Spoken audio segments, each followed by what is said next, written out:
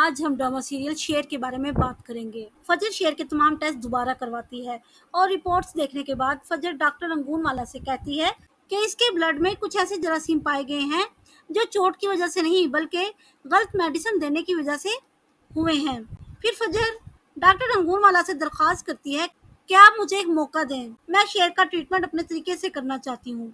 Doctor अंगूनवाला फजर से कहते हैं ये जानने के बाद भी कि वो एक पल में नॉर्मल हो जाता है और अगले ही लम्हे वो किसी की भी जान लेने पर उतर आता है। फिर फजर कहती है कि अगर आज मैं इस जगह आपके साथ हूँ तो इसकी वजह शेर है और मैं इसके एहसानात का बदला ज़रूर उतारूंगी, चाहे इसके लिए मेरी जान ही क्यों ना चली जाए। वहीं दूसरी तरफ शेर की वालदा तहमीना रिदा के साथ हॉस्पिटल जाती हैं, लेकिन रिदा को देखते ही शेर पर पागलपन का दौरा पड़ता है और वो फिर से रिदा को गले से पकड़ लेता है। सब उसे पीछे करने की कोशिश करते हैं। करीब ही था कि रिदा मर जाती कि अचानक शेर के सामने फजर आ जाती है और फजर शेर से बहुत नरम मिजाजी से कहती है, शेर छोड़ दो इसे। फजर के कहने की देर थी कि शेर रिदा पर अपनी गिरफ्त हल्की करता है और उसे छोड़ देता है। फिर शेर की वालदा फजर को हॉस्पिटल में देखकर हैरान हो जाती हैं और फजर से कहती है, मैं 1 साल से शेर के लिए यहाँ आ रही हूँ लेकिन तुम्हें यहाँ कभी नहीं देखा। फिर फजर बताती है कि मैं मुल्क से बाहर थी इसीलिए। फिर शेर की वालदा तहमीना फजर के आगे हाथ जोड़ती हैं और कहती हैं, तुम मुझ पर एक मेहरबानी कर दो, मेरे शेर को ठीक कर दो।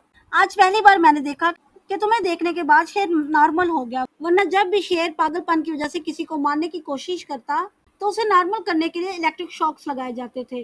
फिर फजर जवाब देती है, आंटी आप टेंशन ना लें, इंशाल्लाह शेर एक बार फिर से नॉर्मल हो जाएगा। वहीं दूसरी तरफ शेर का चचा बदरुज्जमान अपने बेटों आहद और फहद से कहता है, शेर अब कभी भी ठीक होकर नहीं आएगा और शेर की जायदाद तो हमारी नहीं हो सकती, लेकिन तुम दोनों को अपनी बीवियों के साथ अच्छा सलूक करना होगा ताकि मीर जमान ने जो जायदाद बेटियों के नाम की है वो तो कम से कम हमें मिल जाए। वहीं दूसरी तरफ रिदा अपने वालिदैन से कहती है कि वो शेर से शादी नहीं करेगी क्योंकि रिदा का ख्याल था कि शेर उससे ज्यादा फजर में दिलचस्पी लेता है। फिर फजर शेर के पास जाती है और उसे मेडिसिन अपने हाथों से देने के बाद कहती है, तो मुझे बताओ कि ऐसा क्या हुआ है कि तुम जब भी अपने घर के अफराद से मिलते हो तो तुम इन्हें मारने की कोशिश करते हो। रिदा जो तुम्हारी मोहब्बत है तुमने उसे भी मारने की कोशिश की है। फिर शेर फजर को बताता है, पता नहीं मुझे क्या हो जाता है, मैं नहीं जानता, लेकिन मैं इतना ज़रूर जानता हूँ कि मेरे चचा और उनके बेटे नहीं चाहते कि मैं ठीक होकर घर जाऊँ।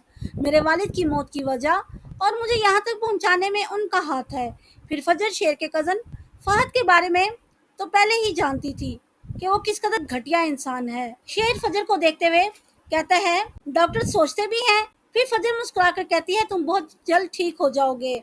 और फजर शेर को अपने साथ बाहर लेकर जाती है और हजाम शेर की कटिंग करता है। फिर शेर अपने आप को देखकर फजर से कहता है, मैं तो अपने आप को भूल ही गया था। फिर फजर शेर से कहती है, तुम्हें मुझे वादा करना होगा कि अब तुम किसी पर भी हाथ नहीं उठाओगे और जैसे मैं कहूँगी तुम वैसा ही करोगे।